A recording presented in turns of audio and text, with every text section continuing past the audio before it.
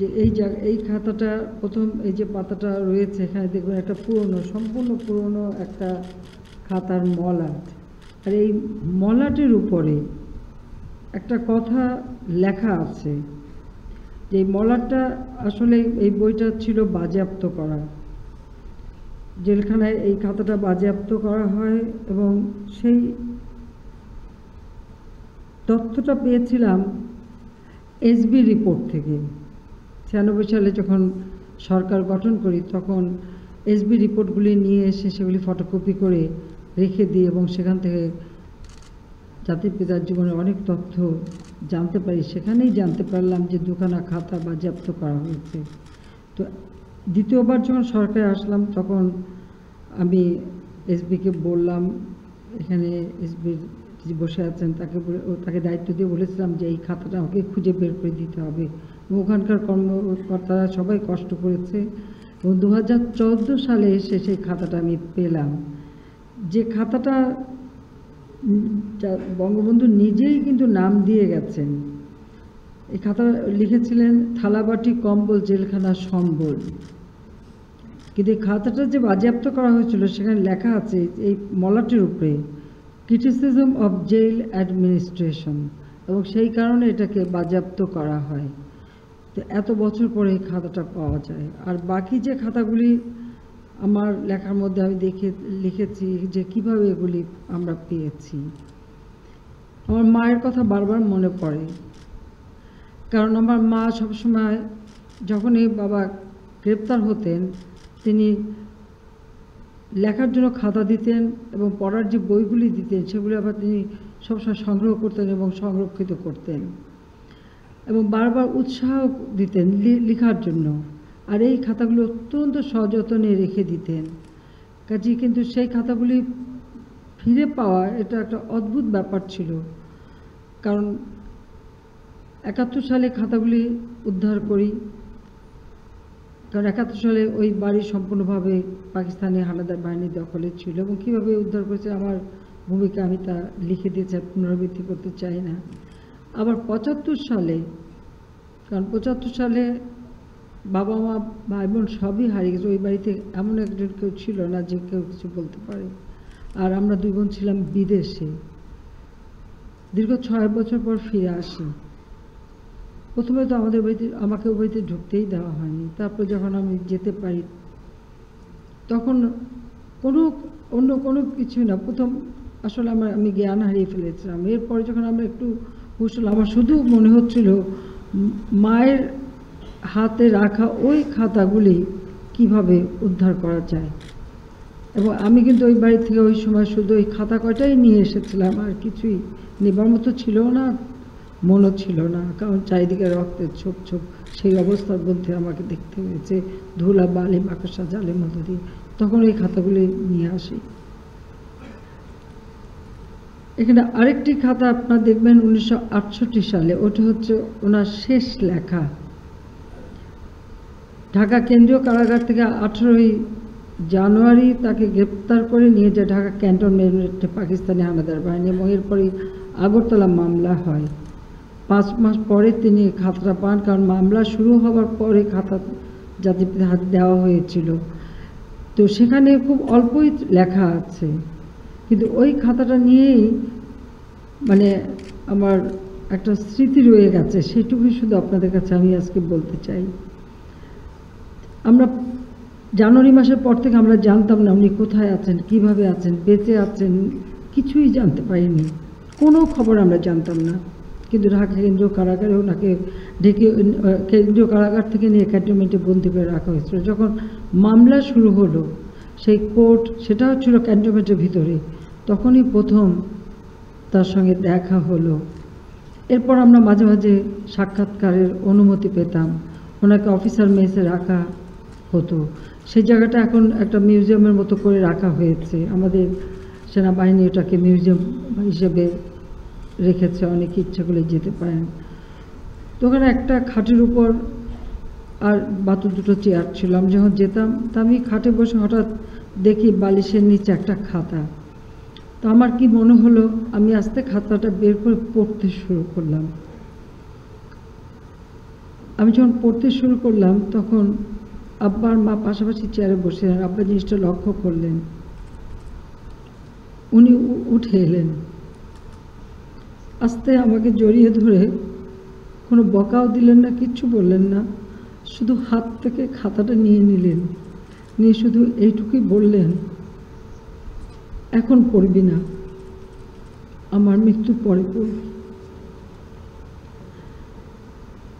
আমার হাত থেকে তিনি খাতাটা নিয়ে রেখে দিলেন।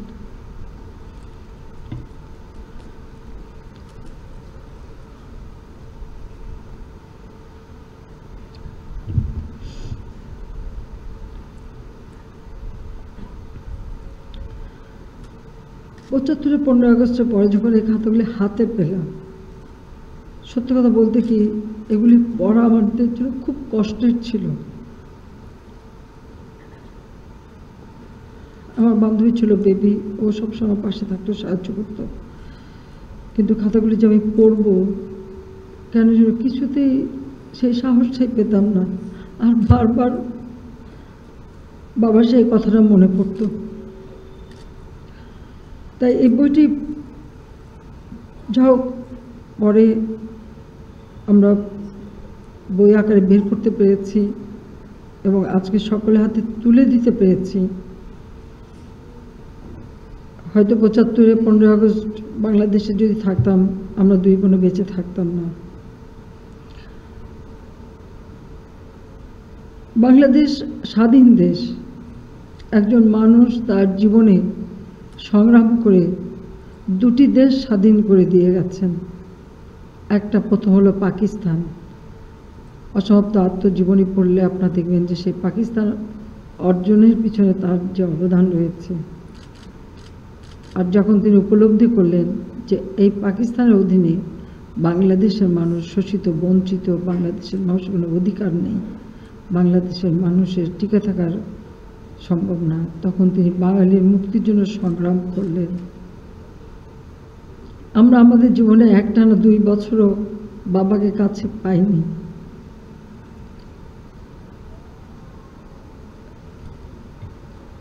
তবে আমার মা অত্যন্ত সাহসী ছিলেন, আর বাংলাদেশের স্বাধীনতার জন্য তার ছিল বিরাট অবদান। তিনি জীবনে নিজে ব্যক্তিগত জীবনে কিছুই চাননি, কিন্তু সবসময় বাবার কাছে সহযোগিতা করেছেন এবং আমাদেরকে সেইভাবে গড়ে তুলেছেন। আপনারা এই বইয়ের একটি জায়গায় দেখবেন তিনি লিখেছেন, এটা আলাদা একটা খাতা আমরা পেয়েছিলাম, আমরা এই বইতে দিয়ে দিয়েছি, যে 8ই ফেব্রুয়ারি 2 বছরের ছেলেটা, আমি একটু পড়ছি, যে 8ই ফেব্রুয়ারি 2 বছরের ছেলেটা এসে বলল, আব্বা বালি চলো। কি উত্তর ওকে আমি দেব? ওকে ভোলাতে চেষ্টা করলাম, ও তো বোঝে না আমি কারাবন্দি। ওকে বললাম, তোমার মার বাড়ি, তুমি যাও, আমি আমার বাড়ি থাকি, আবার আমাকে দেখতে এসো। ও কি বুঝতে চায় কি করে নিয়ে যাবে এই ছোট্ট ছেলেটা ওর দুর্বল হাত দিয়ে মুক্ত করে এই পাষাণ প্রাচীর থেকে? দুঃখ আমার লেগেছে, সত হলো আমি তো মানুষ আর ওর জন্মদাতা। অন্য ছেলেমেয়েরা বুঝতে শিখেছে, কিন্তু রাসেল এখনো বুঝতে শেখে নাই, তাই মাঝে মাঝে আমাকে নিয়ে যেতে চায় বাড়িতে।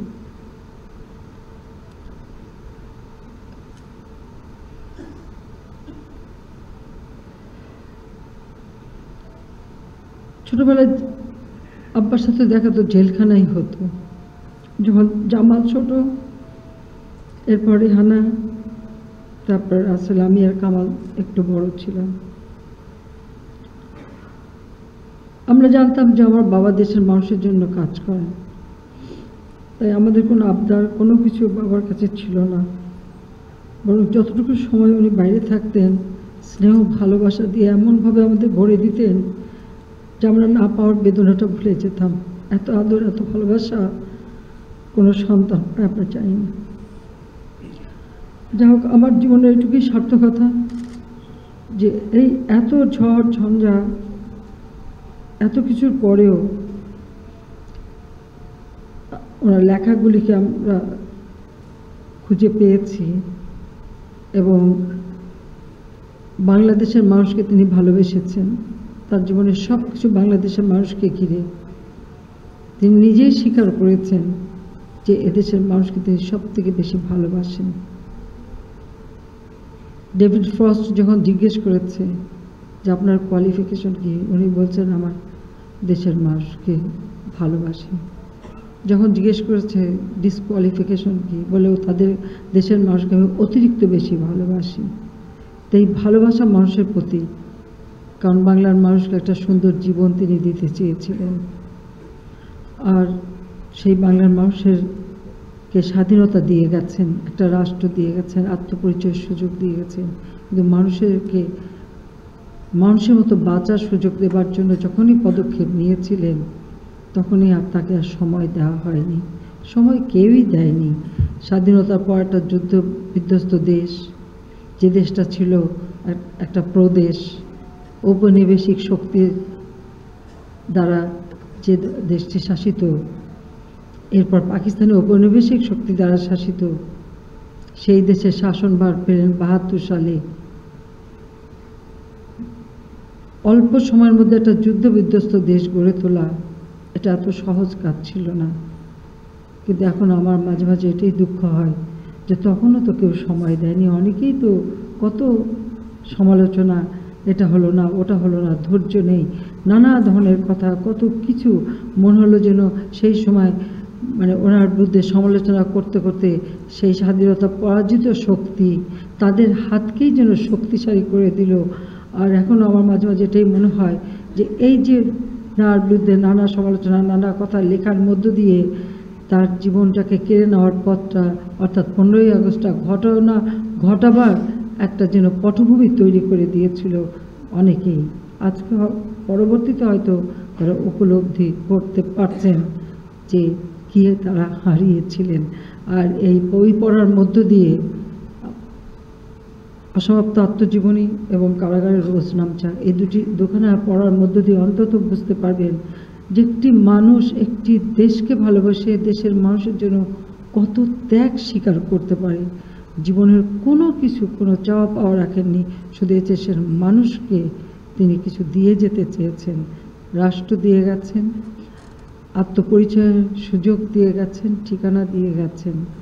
সবসময় তিনি রবীন্দ্রনাথের একটি কবিতা আবৃত্তি করতেন যে উদয়ের পথে শুনি কার বাণী, ভয় নাই ওরে ভয় নাই, নিঃশেষে প্রাণ যে করিবে দান, ক্ষয় নাই তাই আর কয় নাই। উদাত্ত কণ্ঠে এই কথা উচ্চারণটা সবসময় করতেন।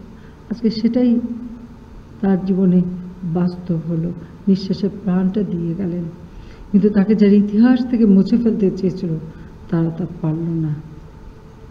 তিনি সেই ইতিহাসে আবারও ফিরে এসেছেন এবং এই বাংলার মাটিতে আবার ফিরে এসেছেন, যে তার বাংলাদেশ, তার সোনার বাংলাদেশ।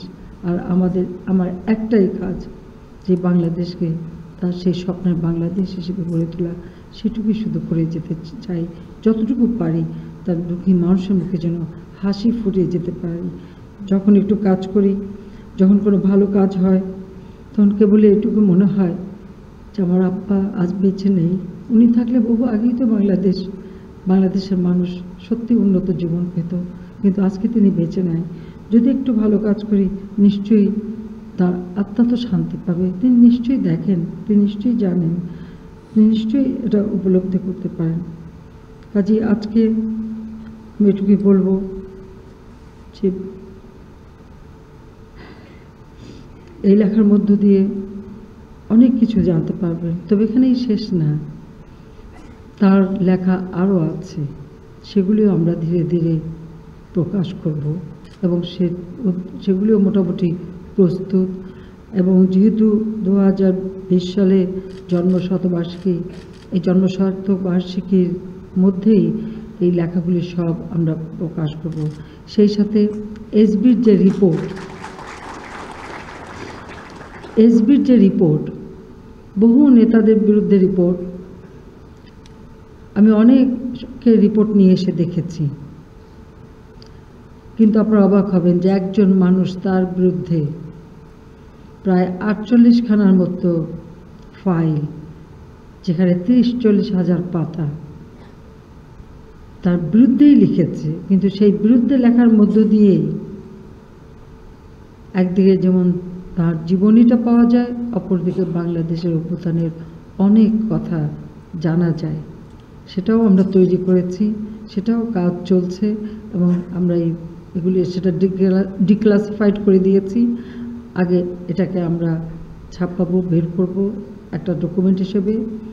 তবে অফিসিয়াল অনেক লেখা সেগুলো আমরা বাদ দিচ্ছি, কিন্তু মূল কথাগুলি, মূল জিনিসগুলি যাতে থাকে, এবং কিভাবে তিনি কাজ করেছেন, কিভাবে রাজনৈতিক দলটা গড়ে তুলেছেন, কিভাবে সমগ্র বাংলাদেশ চারণের বেশি ঘুরে বেরিয়েছেন, সব কিছুই সেখানে সুন্দরভাবে লেখা আছে। সেটাও আমরা প্রকাশ করতে যাচ্ছি, খুব শীঘ্রই প্রকাশ করব। সেই সাথে আগরতলা ষড়যন্ত্র মামলা, এই আগরতলা ষড়যন্ত্র মামলা, তার বিরুদ্ধে 100টা অভিযোগ আনা হয়েছিল, সেখান থেকে 2টি অভিযোগ দিয়ে মামলা করা হয়। তার সমস্ত ডকুমেন্ট সেটাও আমরা তৈরি করে ফেলেছি, সেগুলো আমরা প্রকাশ করব। বোধহয় বাংলাদেশের ইতিহাস যারা জানতে চাইবে তারা হয়তো এই ডকুমেন্টগুলি পড়লেই জানতে পারবে। আর কিভাবে তিনি একটা দেশকে স্বাধীন করেছেন, এখানে সেই 6 দফার সেখানে দিয়ে দেওয়া হয়েছে। তাছাড়া 8 দফা কি ছিল সেটা ওনার লেখার ভিতরেই আছে। এখান থেকে অনেক তথ্য আপনারা এই লেখাগুলির মধ্য থেকে পেতে পারবেন। আপনারা এই বইটা পড়লে দেখবেন তিনি অন্তত 2টি জায়গায় উল্লেখ করেছেন। একটা হচ্ছে 66 সালে তার খাতায় লেখা, সেখানে তিনি 66 সালে 24শে জুলাই সেখানে একবার লিখেছেন, বিপদে মোরে রক্ষা করো, এ না হয় মোর প্রার্থনা, বিপদে আমি না যেন করি ভয়।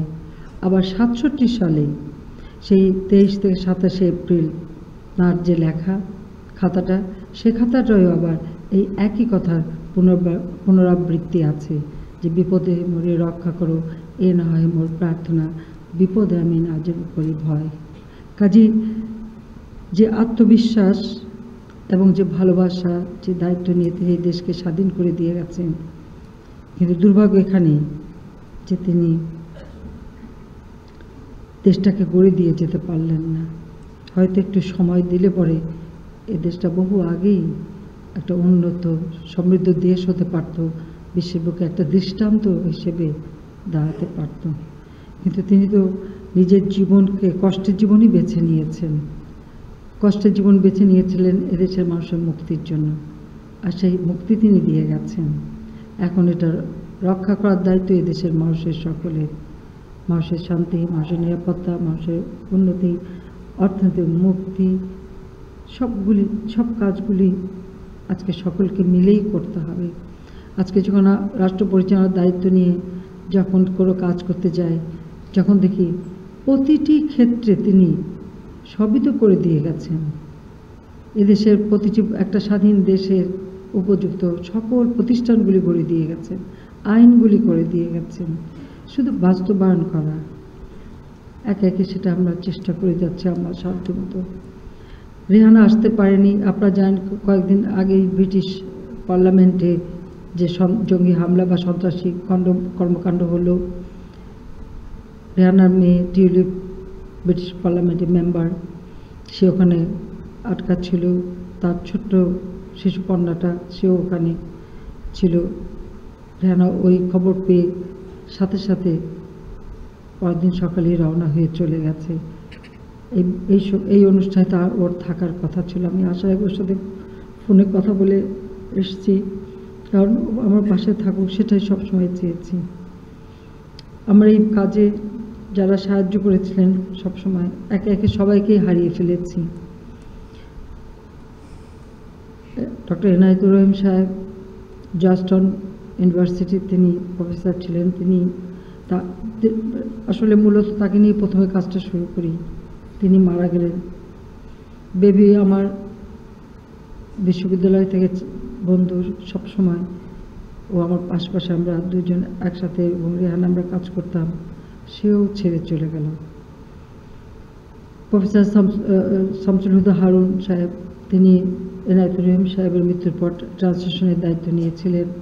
আমি যখন 2007 সালে আমাকে যখন তত্ত্বাবধায়ক সরকার এমার্জেন্সি দিয়ে গ্রেপ্তার করলো, কারাগারে বসে শুনলাম তিনিও আর নাই, তিনিও চলে গেছেন। এভাবে একে একে সবাইকেই হারালাম। শুধু শামসুজ্জামান সাহেব জামান ভাই শুরু থেকে আমাদের সাথে আছেন, সেই 2002 সালের পর থেকে, 2004 সাল থেকে, এবং তিনি সবসময় সাহায্য করেছেন, উপদেশ দিয়েছেন। আর সেই সাথে আমাদের এমনকি শাকিল মাঝখানে সেও সাহায্য করতো, ও আপনারা জানেন যে মৃত্যুবরণ করেছে। তো এভাবে একে একে সবাইকে হারিয়ে মাঝে মাঝে মনে হয় যেন এভাবে সবাইকে কেন হারাচ্ছি জানি না। তো যাই হোক, অবশেষে বইটা আমরা বের করতে পেরেছি, আর আপনাদের হাতে দিতে পেরেছি, জনগণের হাতে দিতে পেরেছি। কারণ জাতির পিতা তো আমার একার পিতা শুধু না, তিনি তো বাংলাদেশেরই, বাংলাদেশের জনগণের। তাই তার সব কিছু আমরা জনগণকে বিলিয়ে দিয়েছি, ওই বাড়ি থেকে শুরু করে সব কিছু জনগণকে বিলিয়ে দিয়েছি। এখন শুধু একটাই, যে দেশটাকে যদি সেভাবে গড়ে তুলে দিয়ে যেতে পারি, সেটাই বড় কথা। কাজেই আমি আশা করি যে এই বইয়ের মধ্য দিয়ে আপনারা আরও ভালোভাবে জানতে পারবেন, এই দেশকে জানতে পারবেন, মানুষগুলিকে জানতে পারবেন। এবং আরেকটা কাজ আমি করেছি, এখানে অনেকের কথা তিনি লিখেছেন, কত ভালো ভালো কথা লিখেছেন, কিন্তু এর মধ্যে অনেকেই তো পরে বেইমানি করে চলে গেছে। কিন্তু তিনি যার সম্পর্কে যেভাবে যত ভালো কথা লিখেছেন, আমি কিন্তু কোনো কথা বাদ দেইনি, একটি কথাও কাটিনি, ঠিক সেইভাবেই আছে।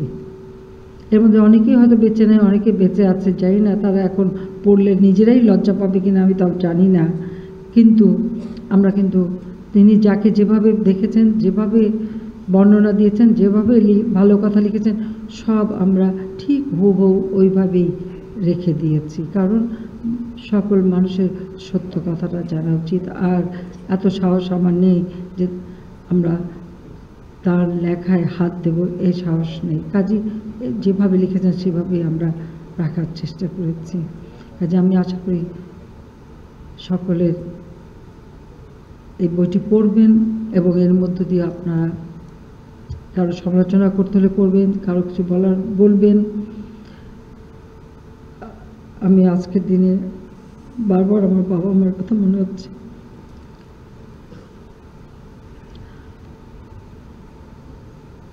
আল্লাহ রাব্বুল আলামিনের কাছে এটুকুই চাই যে 15 আগস্টে যাদের হারিয়েছি, আল্লাহ তাদের বেহেশতে নসিব করুন। আর বাংলাদেশ তিনি দিয়ে গেছেন, বাংলাদেশ থাকবে, উন্নত হবে, সমৃদ্ধশালী হবে, তার স্বপ্নের সোনার বাংলাদেশ ইনশাআল্লাহ আমরা গড়ে তুলব। সবাইকে ধন্যবাদ। জয় বাংলা, জয় বাংলা।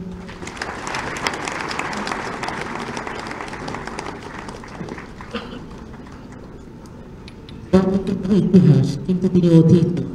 তার প্রতিটি কাজ, প্রতিটি কথা আমাদের